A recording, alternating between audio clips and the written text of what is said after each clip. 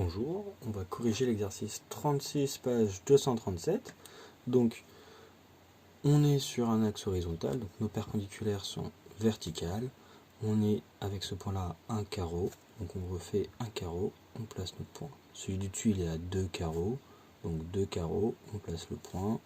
Ici, on est à un carreau, on place le point. Ici, on est à 2 carreaux, on place le point. On peut déjà relier chacun des segments, puisque ici on a un segment, la symétrie axiale conserve les segments, donc on peut faire nos segments.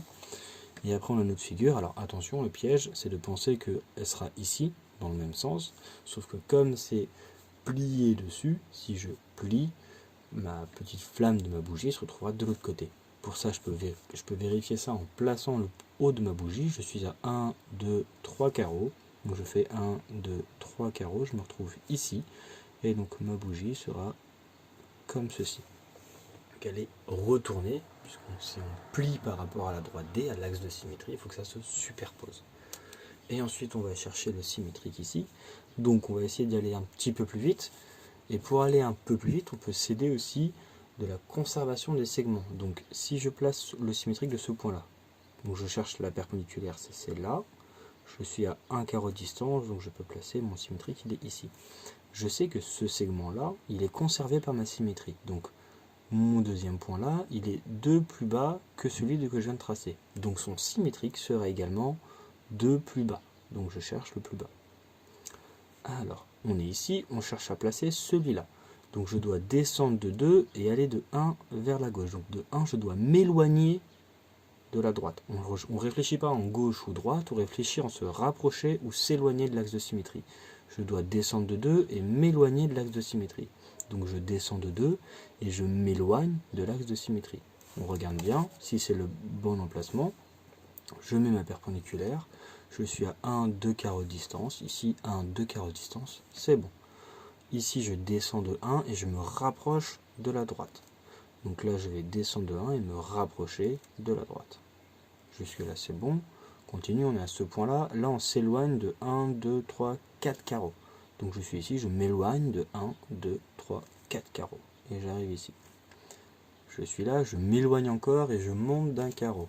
Donc je m'éloigne encore et je monte d'un carreau. Là, ici, je me rapproche de 2 carreaux. Donc je vais me rapprocher de 2 carreaux. On continue, on monte et on s'éloigne d'un carreau. Donc je monte et je m'éloigne d'un carreau. On arrive ici, on monte de 2 carreaux et on se rapproche d'un. Donc je monte de 2, je me rapproche d'un. Je suis ici, là je vois que je me rapproche d'un carreau et je descends de 1. Donc je me rapproche d'un carreau et je descends de 1.